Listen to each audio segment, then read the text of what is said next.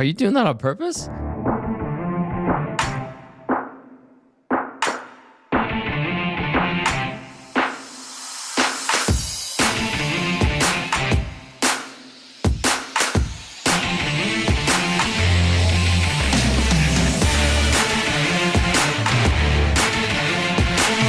Quick double dip in the Central Division starts tonight in the Gateway to the West. We get you set for the Oilers and the Blues on the GCL Diesel Oil Stream pregame show. Good evening, everybody. Hope you're doing well out there. Tom Gazzola with you alongside Benny Thompson inside the EST Global HQ studios.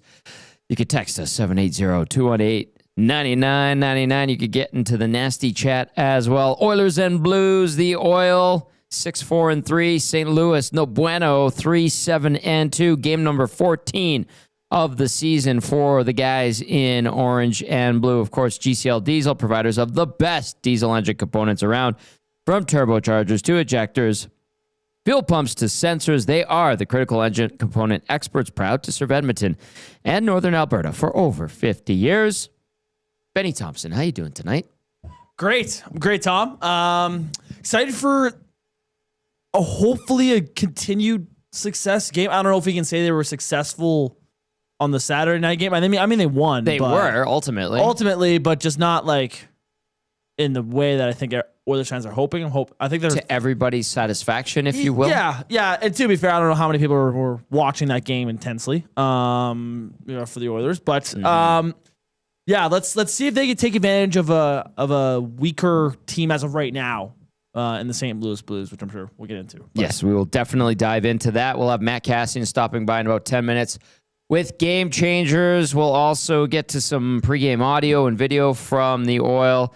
We'll hear from Jack Roslovic and head coach Chris Knobloch, who celebrated his 100th career victory as a head coach in the National Hockey League, at least with the Oilers. I know he filled in briefly with the Rangers during that COVID year. Yeah. And I don't know. I always go to Hockey Reference. It's a great database for information about the National Hockey League. I don't know if they counted those as his wins. You know what I mean? Yeah, that's a good question. I'm going to look it up right now, actually. I mean, maybe, but like, because who is he filling in for? Not Laviolette. No, Dan Quinn? Maybe? David Quinn? Maybe Dan Quinn's an NFL coach. I'm thinking of the Alain Vigneault. Maybe it was the Alain Vigneault. Yeah, Alain Vigneault. Well, Hockey Reference does not have those games. Oh, it's Gallant. Oh, was it? That's what Ice says in the chat. Thank you. They do not have those listed as official wins for him. Now, it was such a weird time. Anyway, he celebrated his 100th victory as the Oilers head coach, and he continues to climb the ladder in games coached as a member of the Oilers, and obviously wins. So good for him. That's a good milestone to get to. And then, we saw Adam Henrique play his 1,000th game recently. Ryan Nugent-Hopkins should and will get there at some point this season, and then should also surpass, if he's got 4 games of wiggle room, he should be able to surpass Kevin Lowe all-time games played list in regular season play, at least as a member of the Edmonton Oilers. And you know what? Nugent-Hopkins, too, would be creeping up a bit when it comes to playoff games played. Yeah, gotta be. Now, Kevin Lowe had like 12 years on some pretty damn good Oilers teams. Long playoff runs. Yeah. Nugent-Hopkins wasn't on the best of Oilers teams for a while there. 6 or 7 playoff appearances now. Yeah. Deep playoff runs for the most part too. Like they've had conference final, two cup runs, and then there's 2 times where they are the second round. Yeah. So yeah, he's definitely climbing there, but like he's becoming the guy that's like obviously Connor and Leon and of course those are the big names and all, but like in terms of just like a guy that's like stuck here and just been an Oiler, right? Obviously, right. I think everyone wanted that to be Ryan Smith until he got traded. Right. But doesn't really seem like that's going to be the case with Nuge. So that's going to be pretty cool. I think he'll hopefully finish his career as an Oiler and get some good games played records there. Yeah, he'll become a Oilers Hall of Famer, if you will. For sure. Not the NHL or the Hockey Hall of Fame. He'll get his name on that. The Ring of Honor. Yeah, the Ring of Honor. Yeah, get the Blazer. Yeah. Which is great. Would he have his name retired? He'd need to be in the Hockey Hall of Fame. Yep. I don't know if he's done enough to do that, but he's had a tremendous career for sure. Do you have a question of the night, Benny, before I go into lineups? Yeah, I do. So the Oilers have struggled somewhat offensively throughout this year, and I guess I should say somewhat. For the most part, they have. This Blues team seems like they can't stop a beach ball. Yep. Right now, if you go look at their goals against average and their their save percentages, both goalies, Binnington and Hofer, have been brutal this year. Now, I haven't watched every St. Louis Blues game, but it could absolutely be their defense. But don't get me wrong, those goalies need to get better too. Is tonight an opportunity, or I should say this, frame it in this way: is this the night the Oilers' offensive game really gets going? The wheels really start to turn tonight. That has to be how many goals? 5 plus goals. 5 plus. They've done that twice this season. Yeah. And they've done it recently. Yeah. Right? They did it against Utah. Yeah. They did it against Montreal. But most games, they're about a three to 2 goal team around there. 2 goals, 3 goals. So the Oilers, as of today, total goals for through 13 games, 41. That's 12th in the National Hockey League. Colorado leads the way at 47.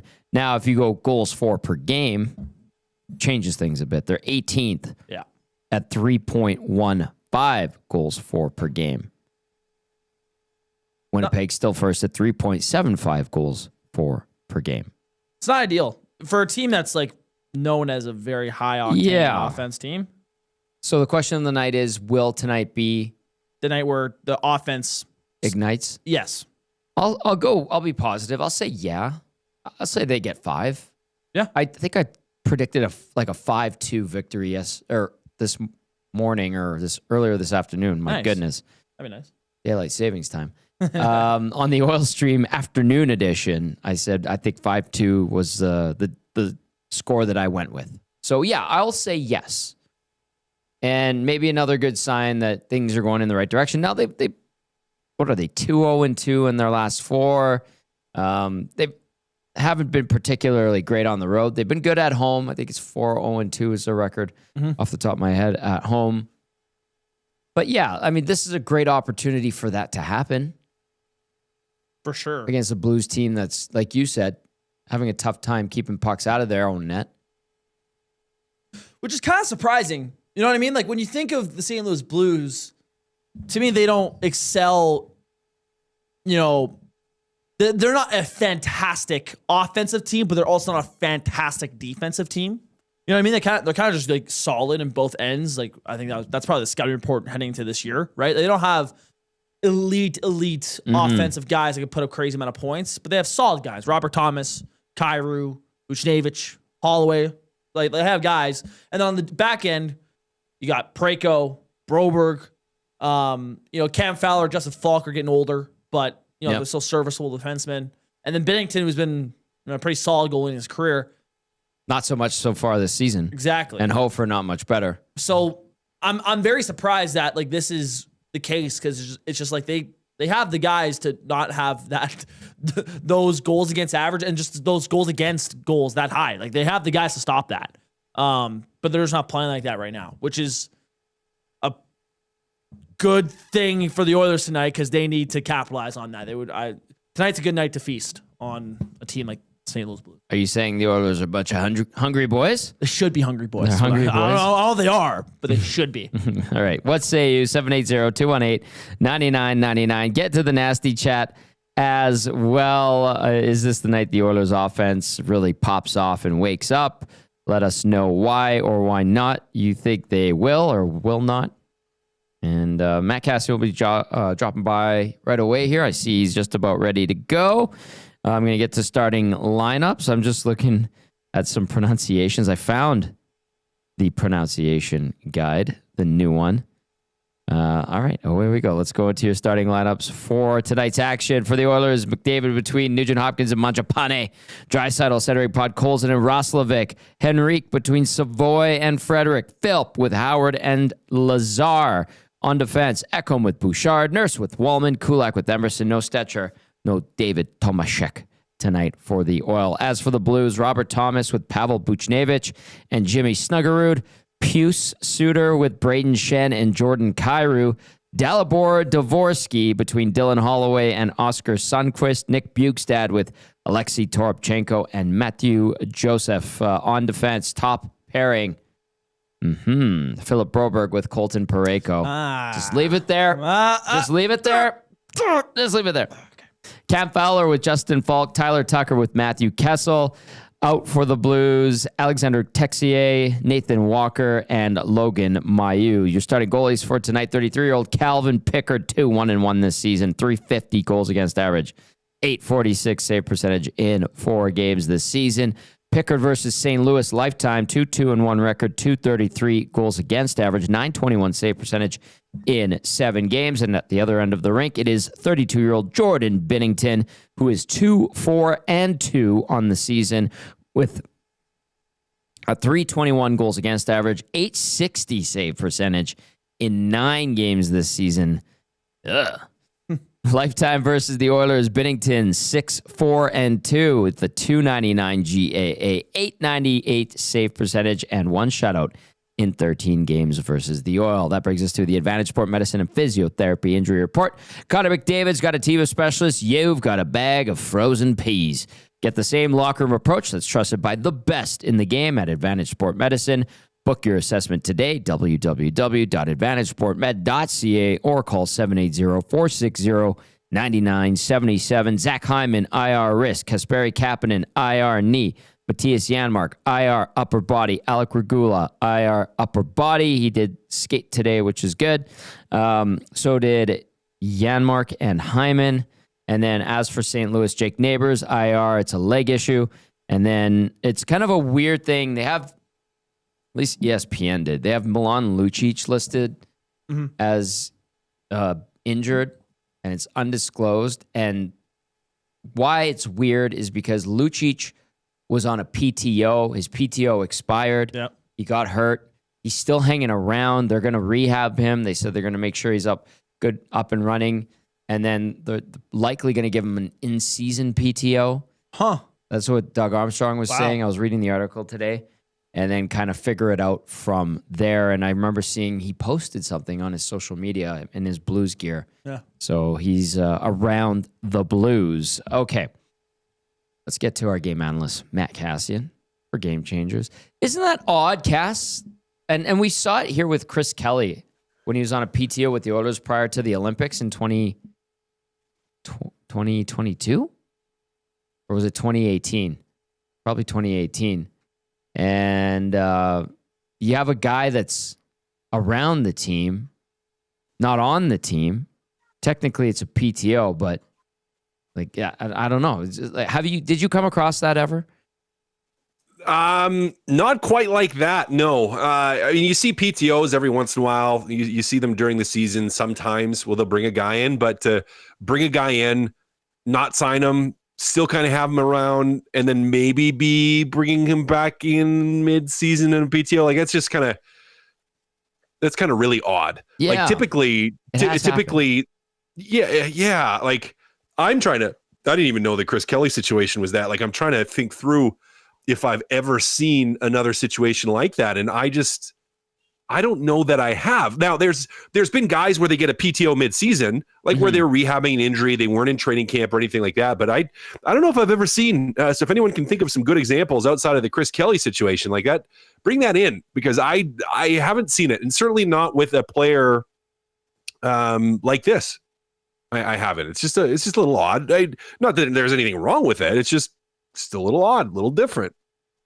Yeah, Chris Kelly. It was funny because he was with the Oilers during training camp, and then he was around and practicing, skating kind of with the injured guys, and you'd see him at the rink. You'd be like, "Oh, hey, what's up, Chris?" You're like, "See you guys." You're like, "Oh yeah, he's still here." It was very strange. And you know who was kind of like that, but actually had a contract? Ryan Murray, when he was here. Played some games early in the season a couple of years ago. Remember that? And then was basically hurt the rest of the year. But he had a contract. He did. Which is different. Yeah. And then there was another guy. Oh, man. He ended up in San Jose. Not Josh Bailey. Ended up in San Jose? Yeah. And he was hurt, and he just stayed up here for a while. And then I think he ended up playing in Bakersfield for a bit, and then wound up in San Jose with the Sharks last year. This is going to bug me. I should know this. I know. I'm going to look it up too, but I was just like, oh, yeah. He was around. It does happen from time to time. And if you're wondering why St. Louis for Lucic, well, I believe Peter Chiarelli's on the staff. Yeah. So there's his that boy. connection. Yeah, and Chiarelli and Doug Armstrong, I think, are pretty tight. So put 2 and 2 together and you get 4. Anyway. Cass, what would you say to the question of the night? Betty, throw it out there one more time for Cass and our audience. So heading into this game, the St. Louis Blues goals against average and just save percentage is brutal. To be flat out honest, with Binnington and Hofer. Binnington gets a start tonight. Do you see the Oilers scoring kind of tires turn tonight and get going a little bit and have an outbreak against St. Louis Blues tonight? Oh, man. I don't. and maybe I don't. I want to say that I do, but I don't. Like, I can't in good conscience say that I do because I don't. I just kind of feel like it's going to be more of the same. That's disappointing. Well, I mean, I could make it up and you could just lie to you guys and be like, yeah, I see them being great here today. This is going to be, they're going to score 12 goals. Like, I'm like, I don't know. I don't know if that's what we're getting. So I don't know. I'm not overly optimistic. Do you see a change coming at all this year? Like, do you think this is yes, it'll happen at some point. Yeah.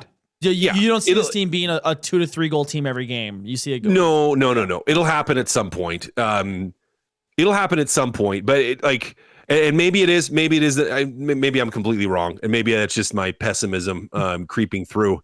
But I just don't see it happening today. At some point, yes. That's not me saying like, oh, they're only going to be a 2 to 3 goal team the entire year. You've got McDavid, who has been underproducing quite dramatically by his own standards. Yeah, 5-on-5, they haven't been very good. Their power play has been great, but really, if they start at all producing and generating some more opportunities 5-on-5, that goal number is going to go up. So it will happen. I don't know. Again, that's maybe that little pessimist inside of me right now at this moment. Maybe that's just it's Monday. It's a Monday version of me that's just like, no, I'm not going to happen upside today. down already, Cass. Holy. I know. Let's all go. Right. It was Justin Bailey. I had the last name right. There you go. And it was 2 seasons ago. Yeah. So he was up and down for a few years. He was in Vancouver, Philadelphia, Buffalo. Then the Oilers signed him. He got hurt in training camp, and he was around basically all season. And then late in the year went down to Bakersfield and played, or midway through the season, played a whole bunch of games for the Condors, wound up with the Sharks, played 59 games in 23-24, and then was on the San Diego Gulls last season and the San Jose Barracuda as well, and then is still with the San Diego Gulls. So it was Justin Bailey, and that was one of those guys that you're like, oh yeah, he's still here. Forgot about him. So it does happen from time to time. All right, Cass, let's get into Game Changers, brought to you as always by Damon Bunting Real Estate. Damon Bunting, consistent top producing realtor in the greater Edmonton area for over 18 years. He's community driven, understands what it takes to make a difference in our city. So check him out, DamonBunting.com, or visit his Instagram at Damon Bunting Real Estate. Number 1, it's a trap. Yeah, it kind of feels like a trap game, doesn't it? Yes. St. Louis losing everything, can't hold a lead, just giving up goals left, right, and center. It has everyone in the media and all the fans kind of going like, well, even based on Benny's question tonight, like, ooh, gonna get some goals tonight. Ooh. McDavid's gonna have 10 points tonight. Draisaitl's got 15. Let's go. And it just kind of feels like to me, if we're thinking it, the Edmonton Oilers are probably thinking it. And beyond that, not even with the Oilers, it's even though the Oilers offensively haven't been fantastic this year, 5-on-5, everybody in the league knows what McDavid and Draisaitl are capable of. And they know what this team is capable of when they're firing on all cylinders. The St. Louis Blues are part of this league, so they know. And I just, it's almost like an opportunity game for the St. Louis Blues as much as it is for the Edmonton Oilers to try to get some momentum. It's for the St. Louis Blues here to try to stop that momentum and to generate some of their own, to break the negative momentum that they have. And these ones are always or can be tricky because you're looking at this as a team and as players and you're kind of going like, ooh, like, oh, we should be really good today. And then all of a sudden you come up against a team that is just playing really well.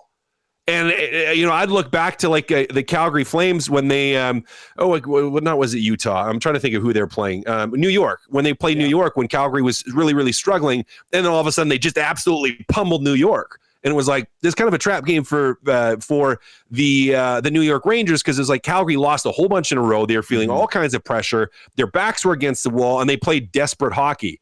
And for the St. Louis Blues, they're kind of in that same zone right now. So it's very, very interesting for me.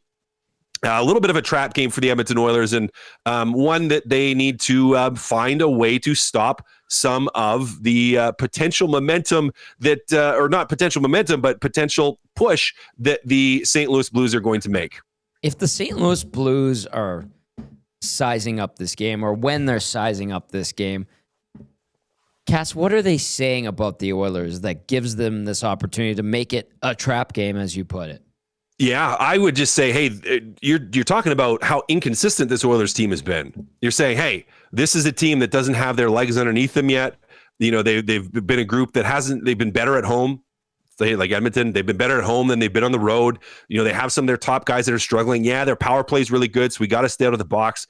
But 5-on-5, guys, if we play them 5-on-5, these guys aren't scoring right now. They're snake bit, I would say. They're not feeling confident right now. Don't give them anything to feel confident about. Shut it down, lock it up, and then we're going to give ourselves a really good chance to win that hockey game. 780-218-9999. You can join the conversation. We want to hear from you. You can also get to the nasty chat as well. Abutski, I see your text. I'll get to it at the end of point number 3 from Cass, because maybe he has some info on it. I'm not too sure. Interesting question. So point number 1, it's a trap. Avoid that trap game if you're the Oilers. Point number 2, Cass, manage back-to-back. Game 1 of a back-to-back scenario. Are we going to see a game where we got to run McDavid and Draisaitl up to 25 minutes a night again, or are we actually going to spread this out a little bit? Now, there have been some, there's been one really good line 5-on-5, and that has been the Draisaitl line. We want to see more of that, but the other guy's got to pick it up a little bit. Noah Philp, for as good as he has been at times, and he has been one of the more consistent guys typically for most of the season, he did struggle last game, which led to, I think, a little bit more of that depth 5-on-5 struggling last game. He's got to find a way to get back on the horse. And really, the lineup as a whole, up and down the lineup, outside of the Draisaitl line, guys, we got to find a way to have 4 lines all playing at once. Yeah. Like we haven't seen yet. It hasn't really happened yet, where it's like everybody's going. Now, typically a good game, most good games for a team, not a great game, but most good games, you have, we'll call it 9 forwards going, right? You have 9 forwards going, or maybe 8 forwards that are having, we'll call it 9 forwards that are like good or better, and then 3 that are average to below average. Bad games, typically it's like 6 and 6, and great games, it's a little bit higher, where you don't really have anyone that's having a bad night, but you have guys that start having great nights in there from a forward group anyways. And we just haven't really seen that, where it's just been, line after line, shift after shift, put anybody out there. Like, it doesn't matter who's going. Everybody's pushing. Everybody's going.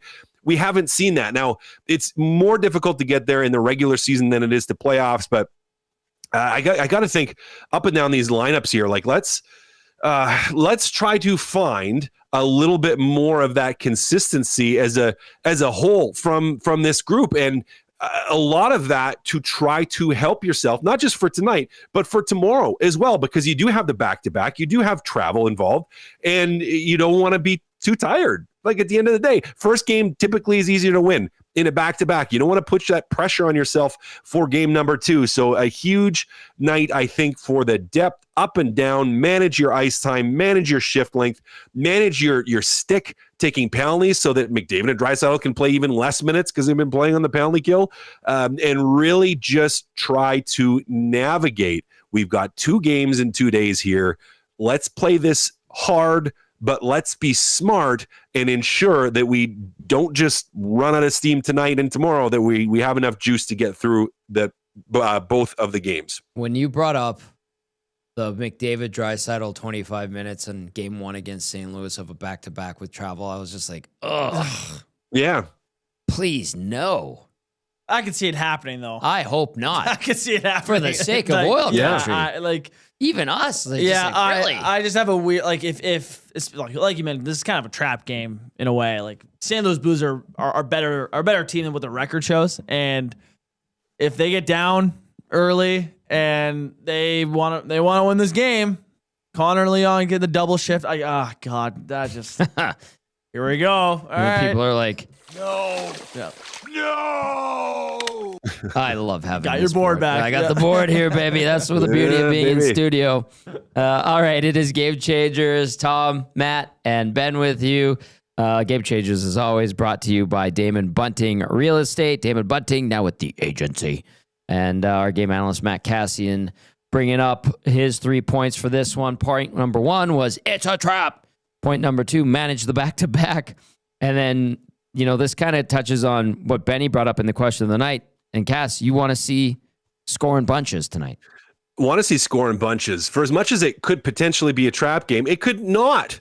Right. And that does tie back into Benny's question of the night, where you do have a St. Louis group that is fragile. Now, if you give them a sniff of hope, you could see them hang around in this game, but they have been a team that has given up leads, that has given up goals really in bunches, where it's like when they cave, they're caving pretty hard right now. And that it is a hard momentum to stop. It can take time. That's why they've lost 7 in a row. Like they have been unable to flip that switch. And for the Edmonton Oilers, guys, they have the ability, they have the capacity, they have the skills to score in bunches, but we haven't seen them do it nearly as much this season because of their unwillingness to shoot, their unwillingness to put the puck to the net, and their unwillingness to, I don't know, just play with any kind of momentum. But guys, there is an opportunity here for this team. There is an opportunity to stick it to a team that is currently feeling it. And that's what really good teams do. When a team is down, when a team is out, when a team is struggling, they just give you no chance at life. And the Edmonton Oilers have to find a way to snuff out any signs of life that the St. Louis Blues show them today. We could talk about scoring first. I thought about talking about that again, but I'm like, well, we just talked about that last game, but it's still an issue. Still need to find a way to do that. So that's part of it, but not just score first. It is really scoring bunches. Like, you get a taste of that momentum against the St. Louis Blues, you got to run with it. The Blues haven't won since October 18th against Dallas. Yeah. They lost in overtime to LA. Lost in regulation to Utah, Detroit, Pittsburgh, Detroit again, then OT or shootout, to Vancouver. And then they lost to the Blue Jackets in regulation the other night. October 18th was their last win, you guys. Keep it that way. Yeah. That's, what was that, 2 weeks before Halloween? Yeah. A while ago, almost 3 weeks ago now. Yeah, that's, oh God. Like if that was happening here. Let's not talk about that. Okay, yep. Yeah. All right, by the way, I want to bring this up. McDavid, with his next point, hits 1,100 in his career. Ooh, money on the board. Quite likely tonight. Likely very early, especially if the power play gets an opportunity. Oilers power play first in the National Hockey League, by the way. The Blues penalty kill, guys, not particularly great. 27th in the league, 69.7%, no shorthanded goal score. The Oilers, 12 for 36 on the PP, 33.3%, number 1 overall in the NHL. 1,100 points for McDavid. Maybe if he goes on a monster run, could hit 1,200 by the end of the season. I know somebody texted in earlier on the Oil stream during the afternoon saying, hey, maybe Sidney Crosby could get to 2,000 points. He just hit 1,700, I believe. Could McDavid hit 2,000 points, Cass? Then we'll go to Benny. Could McDavid hit 2,000 points? Well, why couldn't he? I mean, He's 901 away. Yeah, there's a long ways to go yet. Yes. If he stays healthy, there is a tremendous opportunity for him to do so. We've seen him do amazing things. Obviously, not the pace that he would like to be at this year. But yeah, of course he could do it. Of course he could do it.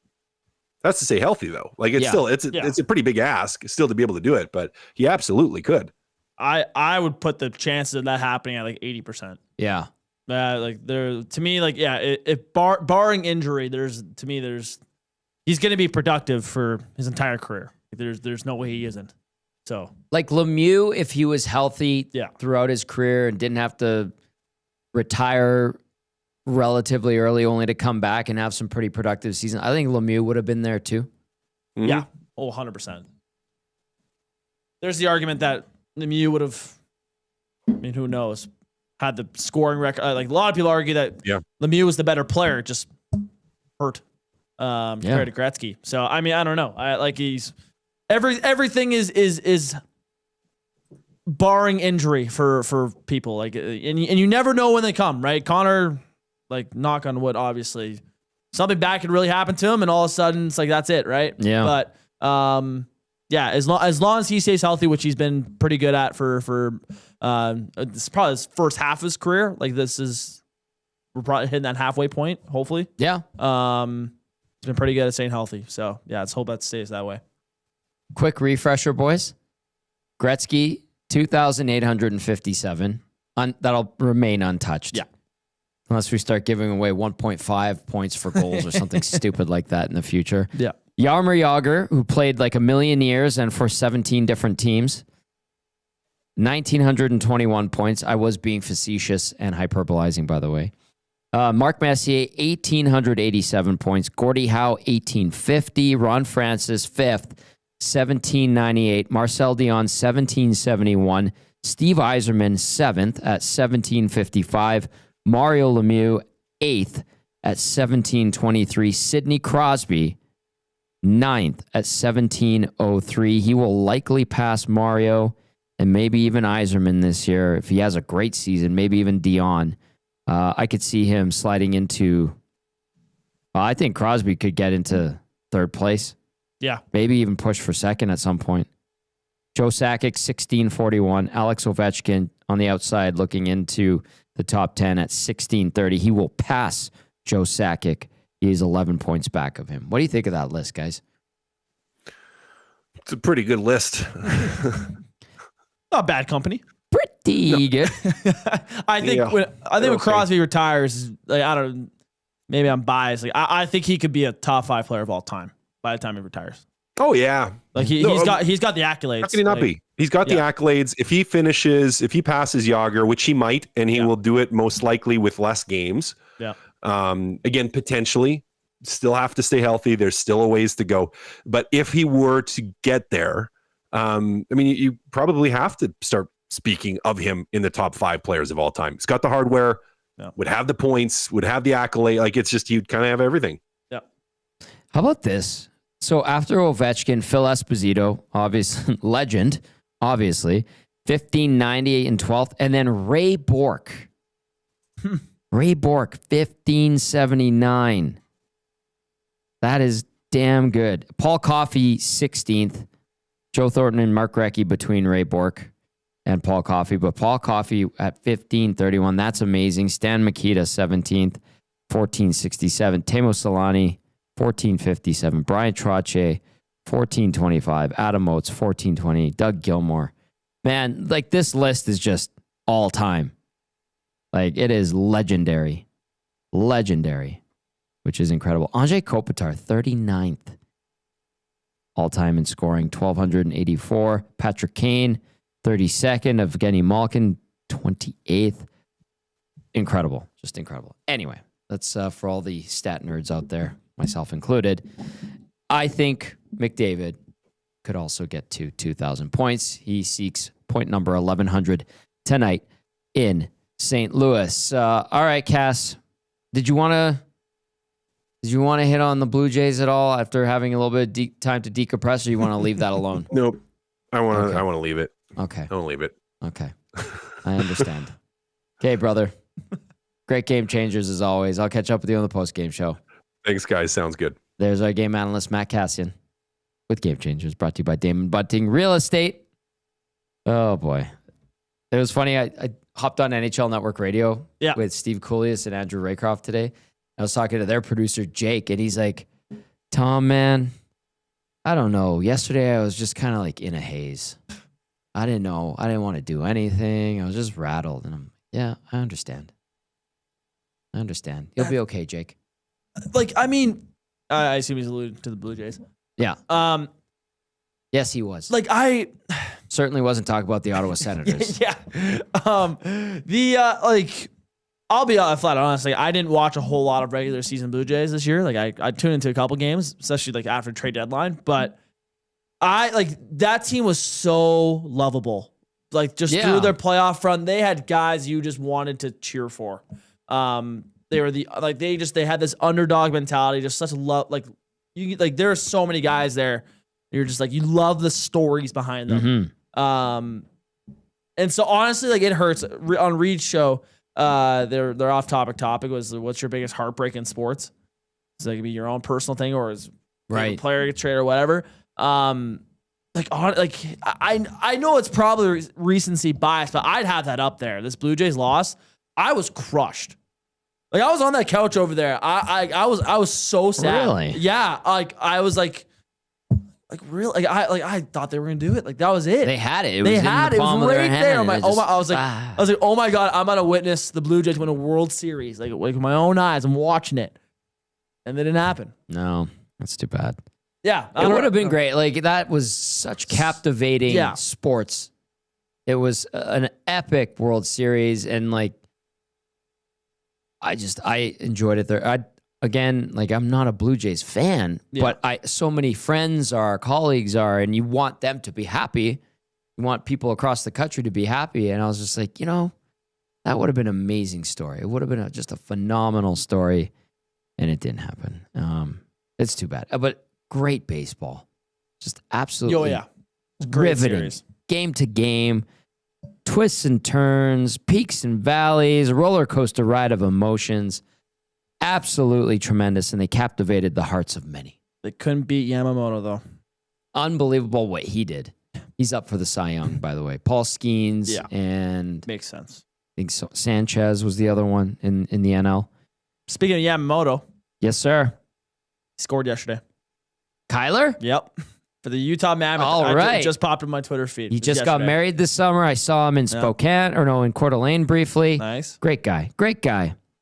Okay, let's do this. Let's go inside the Oilers locker room. We're going to come back with the numbers, not the numbers game, but your game day odds for Play Alberta. I'm going to get to this text from a Bootski, which is interesting. Okay. And then we'll hear from Jack Roslovic and any other notes that we need to get to. Wow, we're cruising through this show. All right, here we go. Let's hear from Chris Knobloch, who just picked up his 100th career victory the other night against the Chicago Blackhawks. Quick 2-game road trip here.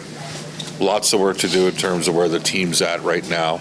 What do you take out of the victory against Chicago to hopefully build into, as you lay the foundation for the squad carrying forward here?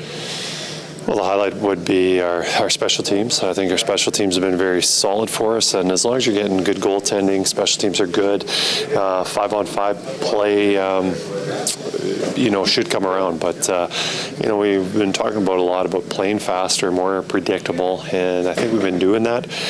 But we can also defend a little bit harder, and that's closing on loose pucks a little bit quicker and getting above their checks. Just stuff like that, where I think we're just early on, I thought we did playing well in those areas, but last couple of games, I think we've taken a step back. Chris, teams have to use all forms of information, and the analytics out there at 5-on-5, Minnesota and yourself are amongst the two teams that have got the lowest shooting percentages. Do you think we'll see a correction with that based upon the talent that you have? I would think there'd be a little bit of a correction, but typically the Edmonton Oilers' shooting percentage has been lower. The expected goals has been typically under what has been as expected. So I think there'd be some kind of regression, more pucks in the net. But, I think the biggest concern for us and what we're focusing on now is just playing a good 5-on-5 game. That's all 200 feet around the ice. And, I just think some nights we're good in the offensive zone, other nights defensive zone. We just need to try and put it all together. Zach Hyman and Matthias Janmark are on this road trip. They're on the ice for the morning skate today. How close are those two players to returning? I would say they're a week, maybe a little bit more, but both those guys we hope to get in certainly before or by our next road trip out to the east. Chris, when it comes to the power play, we've seen a couple different looks with that net front presence. What is it that gives those guys the nod to say you're going in there tonight? It's you've got the stability, the guys that have been out there together working those four, and then minus Zach Hyman last year a little bit Perry, but this year we've used Tommy, and the other night it was Rosie. But we want somebody, preferably a right shot. That's why those two have got the nod. But just last game, we felt Roslovic had been playing so well, and giving him an opportunity to get a little more ice time and possibly a goal. And he delivered there, but not only the goal, but he did make some nice plays, even on the entry on the Draisaitl goal. He was had a big role in that goal, even though he didn't get an assist on it. But I think the biggest thing is just when a player's feeling well and playing well, and they're a good player, he should be able to help contribute. I want to just ask you for a moment of reflection of your 100 wins now in the NHL. When you think about the last couple years, what do you think has been the biggest learning curve for you? First of all, surprised it's 100. It seems like it went by so fast, and just how I always say I'm very fortunate to have this team. A lot of good players, great character. Players in there that want to win and want to do the right thing, and for me, just learning how fast everything goes. You're playing every second day, and sometimes even more than that. And other leagues, you get a little more time to reflect, teach, and move on. Here, you have to be very quick and get ready for the next opponent. Congratulations, Chris Knobloch, 100 wins. As coach of the Edmonton Oilers, continues to climb that ladder. He's going to pass a bunch of guys. The Oilers coaching list, we've gone over it a few times. There's a bunch of guys who only coached a little bit. Yeah, there was quite a bit. Yeah. All right, let's get to your game day odds check. Play in Alberta, because it stays in Alberta. Brought to you by Play Alberta. It's safe and secure. The revenue generated from Play Alberta is redirected into Alberta's General Revenue Fund, which is used to support programs and services that Albertans rely on every day. The promo codes were refreshed today, by the way. I confirmed that when I put a little sprinkle on something.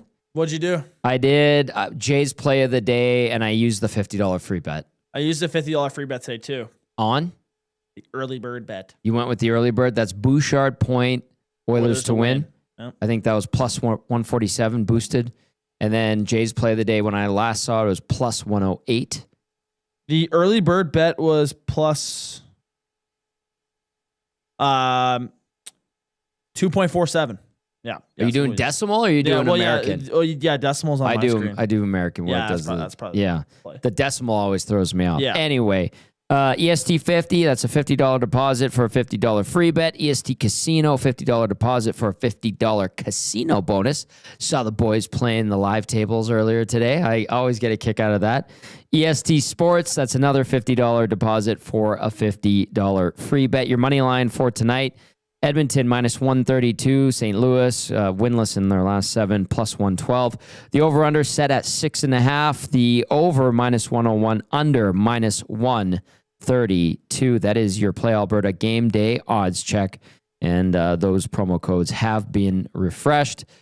I've been I learn a little bit from Dusty on the game day odds check and like how to sprinkle properly. I learned a little bit from Jay, little tidbits here. There's been some growth in my ability to play. Good. Yesterday, I lost all my bets yesterday. I did 3, and it was all football.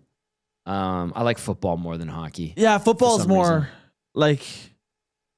yeah, I don't. It's easier to I don't. For me, it's it's easier to watch parlays go down with football and stuff. I enjoy it more and stuff. on football. Yeah. Hockey, I'll still dabble in hockey, obviously, but yeah, the EST specials. There was a whole bunch today. I put a little sprinkle on the Grand Est parlay as well. Mm-hmm. Well done, folks. I stayed away from the EST afternoons one, and the odds. Yeah, it wasn't that. They weren't great. Massive of a payout, so I stayed off of that one today. Don't tell Hernan. that was Kyrou, Nylander, and who's the last guy? There's one other guy they needed a point for. So we'll see. Was it Sheary? No, Brian Rust. Sorry. Yeah.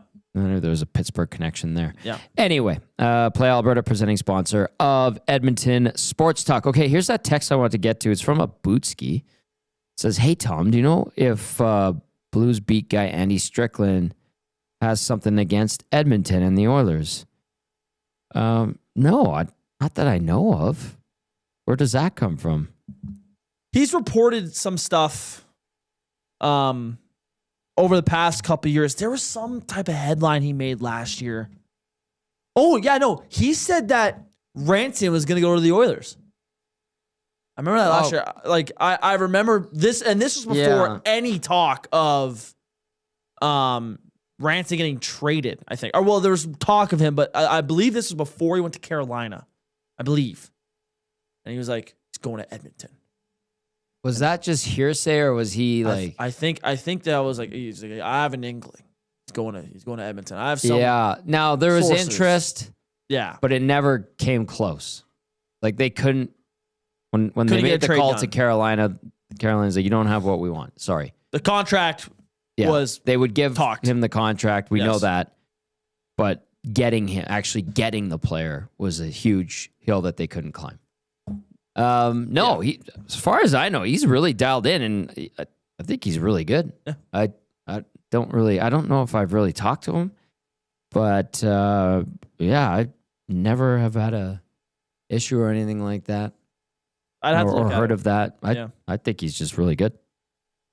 Yeah, that's right. And he does a podcast with Cam Jansen. Yeah. Cam Jansen's great as well. We had him on Hell Hockey. Yeah, he was also a good buddy of my buddy as it was an e-bug for St. Louis Blues. Was that Tyler? Tyler Stewart. Yeah, great story. He was a great story on Hello Hockey as well. He's been asking to come back on, so we'll get him back on. Is he still e-bug or no? No. Yeah, they've kind of changed that, haven't they? Yeah. Okay. 4 games on the schedule. Let's get you up to speed on what's going on around the National Hockey League. Pretty quiet, obviously, especially compared to the last game night we had with the Oilers, where it was 13 games on the schedule on Saturday. Obviously, World Series on top of all that. Right now, it's Pittsburgh leading Toronto in the Amazon Prime game, 2-0 after 1. You've got Vancouver in Nashville, and then Seattle hosting Chicago, and then the Oil, of course, in St. Louis. That's it for tonight on the sked. And then tomorrow's a bit busier. Tomorrow you've got 10 games, quite a bit busier. The Oilers, of course, will be in Dallas. Dallas, by the way, just announced will be getting a Stadium Series game at AT&T Stadium. That will be cool. That is a phenomenal facility. Yeah. They call it Jerry World. Oh, yeah. Yeah, it's huge. It looks like a spaceship in the middle of a parking lot. That sure is Jerry's World over there. Uh-huh. I'll tell you what's going to happen. My Arizona Cardinals are going to get their asses kicked there tonight. That game just started. It did just start. Go George Pickens and Jake Ferguson. Oh, you put a little money down. Well, no, I have him in fantasy. Oh, in fantasy. Okay. Yeah. All right, let's get to. Well, do we have time for Or should we do Roslovic, or should we just roll through? Roslovic's 2 minutes. Let's do Jack Roslovic. He's been playing well. He's been putting up some points. Another goal the other night on the power play. Elevated to PP1. Let's hear from the newest Oiler. Position on the power play against Chicago. What do you like about being in that position and also working with those guys? Yeah, it's cool to see their process, be a part of their process, try to find the open spots for them. So it's one of those things where you just keep on continuously learning, what to do, where to be. It's such an important part of the game that it's fun to get the opportunity to be there. What is it that you notice that's different about their process, maybe compared to other groups that you've been part of? I think the familiarity that they have with each other is really cool. So it's a lot of almost like code signs, code words that I'm trying to figure out plays that they run. So just try to keep it simple. Be in and around the net and be a good puck retriever. So when it is a power play that has so many different options that are threats, what's your approach to where you are in the power play, and what's your approach to reacting to that? Yeah, well, there's one puck and two posts, so stay by those three things, and it's funny, but a little bit stay out of the way. But like I said, it's hard to find those right spots, be in the right positions around the net, so you're not in any shot lane, and you're always an available option. You look at the play last night that we scored on. It's hard when a guy's sitting back post and you have a 50 goal scorer looking for a one-timer where he's scored countless goals. So it's a dangerous power play. During that homestand, you guys were able to pick up 5 of a potential 6 points. What is it that you're seeing about this team's game that maybe is coming together now? I think we're just keeping it simple a little bit more. In the NHL, every team I've been on, always stresses turnovers at the offensive blue line, being able to play sharp defense. We have so much skill and so much ability to score goals that just keep on pounding the rock and doing the right things over and over, and those plays will open up for us. The other day, Chris Knobloch credited you, saying that you've been one of the team's best players lately. What do you like about where your game's at and what's going well for you? Yeah, 5 games is great to be play those games well in a row. But like I said, I think it's what I just said about the team identity. I think it's just keep on doing that. All right, that's Jack Roslovic, who has been elevated to Power Play 1, which is the first power play in the National Hockey League at this point in the season at 33%. Roslovic, in his last 4 games, he's got 4 points, 2 goals, 2 assists, and he looks like he's handling the puck well. The confidence is coming, and I know he didn't have a training camp and kind of started a couple games in with the Oilers, but it looks like things are good right now. Yeah. We'll see if he can maintain and stay consistent and maintain that level as well. But so far, so good, and we'll see if that continues tonight. Anything else there, Benny, that stood out to you from Jack Roslovic? Yeah, he's just like you were mentioning, like the consistency for me is what I'm going to be looking for with him. Like the scouting report on him was that he struggles for 10 games, then for another 10, he's incredible, and then it kind of goes up and down. So hopefully this kind of slow start. I wouldn't say he was bad when he first came here, but he just wasn't really noticeable. You got to get up to speed, right? Right. So he didn't have a training camp. So hopefully those games were just, just the fact that he didn't have a training camp. But he's been really damn good the past 4 or 5 games. Like Reed says, there's at least one rush a game now he's had in the past 5 games where it's like, whoa, that was a nice move and gets in on a break. He easily could have more points than what he has. And it's just that line in general, him, Podkolzin and Draisaitl have really seemed to gel well, which has been kind of the thing we've been trying to see for Draisaitl, is to have 2 line mates that work well with him, and it's looking like he's found that. So we'll see how long it lasts. Roslovic came in and has fit very, very well. Tate texted earlier, said, the Oilers, have they not had more depth scoring earlier on in the season compared to the previous seasons? They have had guys chipping in from the 3rd and 4th lines. The defense, I think, was the 4th highest scoring blue line to this point in the season. It really has been like the amount of offense from the top guys. There's still offense coming from those guys, but not in the same volume. That's my biggest point. Like that's been my biggest point this whole time. Is like yeah, you could say like the depth scoring, you can point a finger at that, but like it's actually hasn't been that bad. They haven't been that bad compared to previous years. It's mainly just been Connor and Leon weren't going. Now Leon's starting to go. Connor's still not fully himself, but he still is like a point a game guy. I know. Which he is had crazy. 3 points the other night. Yeah, and you're like, which was like, oh yeah, okay. yeah, which is crazy. But it's just like those two guys specifically. They didn't have the best starts. Draisaitl's getting there once again. Connor, I think, has still got a ways to go. And then you're missing Hyman. Like those are three huge pillars of your offense that are either out of the lineup or just weren't playing up to their standards. Bouchard wasn't doing anything points wise for a while too. Yeah. Right? So that to me is the biggest difference. That was the biggest alarm that should be going off for people when the Oilers were struggling there. It's been like their top guys weren't producing to the same level of what they usually are. Yeah. That's, in my opinion, the biggest reason why they were losing. And so Connor puts up 3 points the other night. They win. Draisaitl's line gets going. They have 5 or 6 points at home. Mm-hmm. Like they are, it's starting to turn around because those top guys are starting to turn around. Chris texting and says, McDavid with a power play point, 2 shots on goal, plus 107 on play, Alberta. Mighty nice for a guy hoping to hit 1,100. That's a good one. Maybe worth a little sprinkle. I like that. I like it. All right, one last time. Here's your lineups for tonight's game. Oilers visiting the Blues. First of 3 meetings this season between these two clubs. The Blues winless in 7, have not won since October 18th against Dallas. The Oilers rolling with McDavid between Nugent Hopkins and Mangiapane. Draisaitl centering Podkolzin and Roslovic. Benny likes that line. I do too. Henrique with Savoy and Frederick.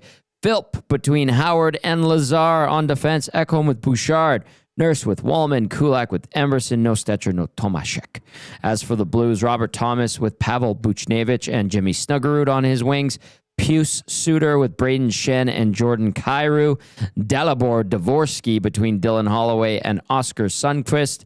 Nick Bjugstad with Alexei Toropchenko and Matthew Joseph. On defense, Philip Broberg with Colton Parayko.